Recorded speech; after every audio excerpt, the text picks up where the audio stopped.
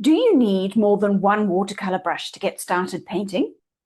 Well, as long as you choose the right brush and learn how to get the most out of it, the answer is no. One brush is really all you need. So let's talk about which brush to choose, and I'll show you the 5 essential techniques that you'll find so useful that it'll feel like that one little brush is actually 5 different brushes rolled into one. And once we've identified these 5 essential strokes that you can get out of the one brush, let's put them to use in a quick loose floral. It'll be a great chance to see just how you would apply each of those different techniques we're going to go through. So if you're only going to choose one brush, which one will you go for? My favorite brush that I always seem to reach for is a large round, and that's what I recommend everybody starts out with. I think it's the essential brush to have in your kit, and really, as I say, I don't think you actually need anything else. You can get by with just that one brush. So the shape I suggest is a round shape, and I've got 3 on my table here. It's probably the typical sort of brush that pops into your head when we talk about a paintbrush. Alternatives might be something like a flat brush, which has this flat edge, a dagger brush, or even a filbert, which has this slightly rounded tip at the top. They're all wonderful brushes and they all have their uses, but honestly, I think when you're starting out, it just creates another set of complications and more decisions for you to make. I do have other videos all about these various different brushes, and I'll link them in the cards in case you want to check those out. So for the moment, let's put aside all of those alternative shapes and just focus on the round. I also said I would choose a large round. I know it can be tempting to go for a little brush because you're thinking it's going to give you a bit more control and help you with some of those tiny details that we all worry about when we start painting.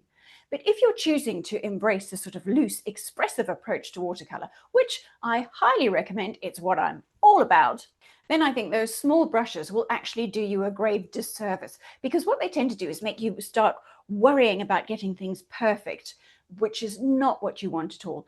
And I'll show you in a minute just how much detail you can get with a brush even as large as this. So the brushes I've got on the table, these 2 are called rounds, and they have a size number on there, but I wouldn't really pay much attention to the number because they vary across manufacturers. This one is technically called a mop brush, but honestly, the difference between a mop and a round is not that significant in my opinion. I have found them to be very similar in shape. The mop brushes tend to possibly have a little bit more, have a few more bristles, but they all have lots of long bristles and come to a nice fine point. So let's take one of these round brushes and see what different marks we can make with it. So as we established, the round brush has got long bristles and quite a few of them. So we can really load those up with paint. And if we do that by rolling them around in the paint, and if we press our brush onto the page, using the full belly of the brush, we can really make a very big mark. We can cover great spaces, and we can do that with paint, and we can obviously do it with water. So it can be a very efficient brush for covering large spaces, and it can hold lots of juicy paint, which is fantastic when you want to put a lot of color or a lot of water down onto your page very quickly and easily. So that is the first way to use the brush, using the full belly of the brush, making a big broad mark. The other characteristic that we identified in this round brush is its fine point, because now not only do we have the ability to make a big broad mark, but we can paint with just the very tip of the brush. To do that most effectively, you want to hold it perpendicular to the paper, so straight up and down, and then that will mean that you're painting just with the very tip. And when you do that, you'll find that you can paint really fine lines. Sometimes that takes a bit of concentration, hard to talk and concentrate at the same time, apparently. But you'll see, it's quite amazing to think that this enormous brush could create tiny little lines just like that. So that's the second way that you can use this brush. So when you paint with the very tip of the brush, and we can do all sorts of little fine details, just painting with the tip, using very little pressure, and that means the brush, the big round brush, is acting almost like a rigger. The rigger is made for making very fine lines, and we can get similar marks out of it like that, but really the tip of your big round brush will do exactly the same thing. Now, the long bristles in a round brush are quite expressive compared to something like a flat brush where the bristles don't move all that much. These are quite soft and flexible, and that means we can, by varying the pressure, get different marks. So as well as painting with the belly or painting with the tip, we can use a pressure and release approach to create various organic shapes. So we can do something like a leaf or a petal shape, doing pressing and releasing, something like that. Or if we're thinking of something like a poppy, we could be putting in petals like that and thinking about how the shape of the brush can be pushed across the page in order to make whatever shapes you're seeing in your reference, or shapes that you're seeing in your mind that you're wanting to paint. So I'm thinking of petal shapes, and I'm just kind of pushing my brush along and letting the natural edges of that brush suggest something similar to a flower. You can see that even when we're using the brush to create these sort of organic shapes, you've already got quite a lot of versatility in here, whether you're wanting to paint quite a structured leaf or petal shape, either, your daisy sort of petal, to make it a fairly, I won't say realistic, because I personally never really paint like that, but a more obvious, leaning closer to realism style of flower or petal, or your sort of looser, more abstract, sort of poppyish type flower. All we've done is use the brush in a slightly different way, and it's creating a completely different set of marks. The fourth thing that you can do with your brush is to splatter. Now, once I learned how to do this splattering, it's something that crept into almost all of my paintings. It's such a lovely way to add a bit of energy and fun to the end of the painting. And it's also something I tend to do through the painting, either to add texture or to remind myself to loosen up a bit. And all you do is load up your brush. You need it quite juicy, so quite a lot of quite a good mixture of water in with your paint, and then you tap the brush and paint droplets will fly over your page. You have got very limited control over that. Holding the brush and tapping gives you a little bit more control, but if you want to be really wild and have some really exciting splashing, you can also put your whole arm into it and do more of a flicking motion. So flicking or splattering, depending on your degree of bravery or whatever is happening in your painting, are both options that we can use. It is yet another way that you can use that one simple brush. The fifth thing that you can do with your brush is something that might feel a little bit uncomfortable at first, but we're not really mistreating the brush. Because we've got so many bristles here, we can actually spread them out a little bit. So I could load up with paint on the tip there. Just by splaying out the bristles, you're going to get a completely different set of very fine, exciting marks. Great for grasses or maybe wood grain texture, something like that. And don't be alarmed, you can see my bristles have already gone straight back together. And all you're going to have to do to restore it completely to its former glory is to rinse it in water, and hey presto, it's back to its lovely shape. So let's use all of these techniques in a little quick painting. I've decided to tape up the edges because I want to put in a little bit of a background. So I'm using the first approach we talked about, of the fat belly of the brush, to put in the water, and now to put in the paint. And it means it's quite an efficient way to go about things. My lovely big round brush will help me splash in lots of water and/or lots of color to spread out evenly.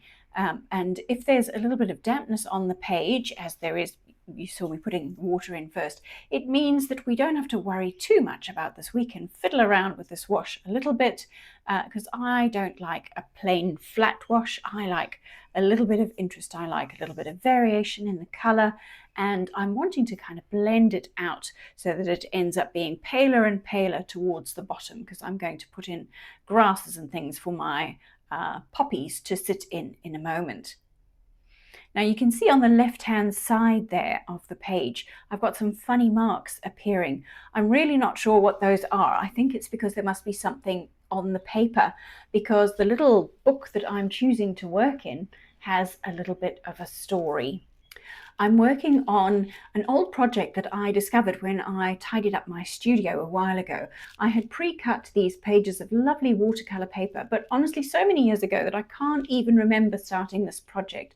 But it seems to be that I was wanting to create a little handmade journal full of watercolor flower paintings. So when I found it, I thought, well, that seems like fun. I can't imagine why I stopped painting it, and I decided to keep going with the project and see if I can finish it. I've been recording that in a video playlist series, so I'll link that up in the cards if you want to catch up on that. And this is just one of the pages in there. But because this paper has been sitting around for a while, I think there's every chance that it could have almost anything got on that page. Could be oil, could be something else. It's not really resisting, so I don't think it is oil. But you can see when the painting's finished, you don't actually notice too many of those marks on the bottom, on the side there. There is a mark that comes at the bottom, which I think again is something on the paper. So I've got a few challenges here just because I'm working on old paper. So hopefully that sort of thing isn't going to happen to you. But you'll see at the end that these marks really aren't that noticeable. And again, when you're doing a loose, abstract kind of impressionist type of painting, these are exactly the sort of little issues that you can easily let go of and just enjoy painting anyway. I'm now using that third technique that we talked about, which is using my brush to create the organic shapes that I am envisioning for these poppies. So I'm pressing the belly of the brush against the page and sliding it along to create the natural petal shapes. And I want them to be not a perfect line. I want to let the brush wiggle around and suggest those sort of feathery petal edges blowing in the wind. Now to put in the stems, I need a nice fine mark, but as we worked out earlier, I can do that just by painting with the very tip of my brush and light pressure. I don't need to swap to a tiny brush at all. To go with those stems, let's put in some grass shapes. Again, I'm going to use that third technique we talked about, using the pressure and release, where I'm using the shape of my brush to put in a grass blade that's wide at the bottom where I'm using more pressure, and then slowly releasing it so that it ends up being a fine tip with a slight flick, because we know the grasses and leaves won't be static. They'll be kind of blowing in the wind. And how about that fourth technique we talked about, where we splay the bristles out a bit so that they become a little bit more like a fan brush and give us a bit more texture. So it's automatically going to be painting multiple fine strands as I flick the brush using the same sort of motion as before. But now, because I've got the splayed bristles, I'm going to be painting finer strokes of grass, finer blades of grass. If we're painting poppies, I think we should paint some poppy seed heads. So let's go back to that second technique of using the brush by just painting with the very tip. I'm back to putting in a nice fine stem, just like I did for the poppies, using the very tip of my brush and light pressure. And I'm using the tip of the brush to add that little seed head oblong kind of shape, the little oval that is suggesting the seed head at the top. And you can see that's quite a small part of the painting that I'm managing to do with my great big brush. I decided that I'd like to add another layer of paint to the flowers, because poppies are quite transparent and you can see one set of petals through another, and watercolor paint is also transparent, so you can get rather a nice effect if you layer up the paint in the same sort of way as we see the petals layer up. So I'm rather enjoying going back to my pinks and oranges and putting in additional petal shapes over the top of the ones that I've already painted. Now, should we do some splatter? Of course we should do some splatter. I think I'm going to go with the pink. I could use any colour here, but I've loaded up with pink and I'm just tapping a little bit of splatter into that top left corner, just to add a little bit of life. And it's so fun, I decided to add a little bit more into the lower areas. And I've got green paint, so we may as well do a bit of green splatter on the bottom as well. Such a fun way to finish off a loose, expressive, quick little watercolour painting just like this. I don't think you need to spend an awful lot of money on brushes. I haven't found too much difference between the ones that are relatively inexpensive and the ones that are feeling quite exorbitant. But as long as you've got your large round and you're equipped with these 5 different ways that you can use it, I think you've got enough versatility that you probably don't need any other brushes. Need is different from want, of course, but that's another story. Personally, I would choose to spend a little bit less money on brushes and paint and a little bit more money on watercolor paper. Because of all the 3 supplies, it's the watercolor paper that's going to make the biggest amount of difference. There are a lot of technical specifications that you need to be aware of when you're shopping for your watercolor paper. And I made a separate video all about that. So it's going to put you in a really good position to know exactly what you're looking for to get the right paper for your next watercolor project.